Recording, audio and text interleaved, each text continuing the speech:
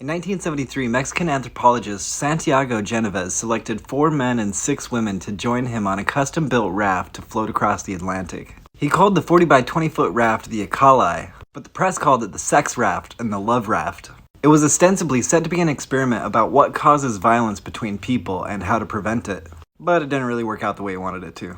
He had this idea that he got from studies on sexuality and conflict in monkeys, and that was that, quote, most conflicts are about sexual access to ovulating females. So he was hoping there would be a lot of sex on the raft and specifically selected applicants that he found attractive. And he also brought along a priest so they would feel guilty about it. Hoping to create a microcosm of the world, they were a diverse bunch of strangers with different races, nationalities, and religions. Almost every aspect of the expedition was crafted in a way that he thought would bring about violence. The women were put in charge of the important shit and men were given the menial tasks to do because he thought that the men would get frustrated taking orders from women and would try to upset the power balance.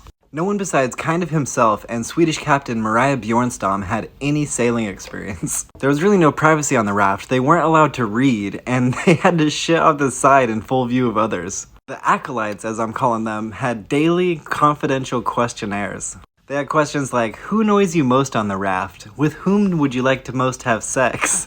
And if you could get rid of one person, who would it be? Despite all the conniving, the crew actually got along pretty well, and it frustrated the hell out of Genovez. So a couple weeks in, he started reading the questionnaires aloud to the group. With shit like, he wants to get with you, but she thinks that you're the most annoying person on the raft. But really, all of them just started hating him. The real conflict happened when there was reports of an impending hurricane in the Caribbean. Captain Bjornstam insisted that they needed to change course and wait it out in port. Genovez wasn't having it at all. He thought a hurricane would be good violence fodder, and wanted to see how they would react when their lives were in danger, and so he declared himself captain. Fortunately, they passed through the tail end of the storm without much incident. But it came out in a recent documentary that some of the crew were considering killing their new captain and throwing him overboard.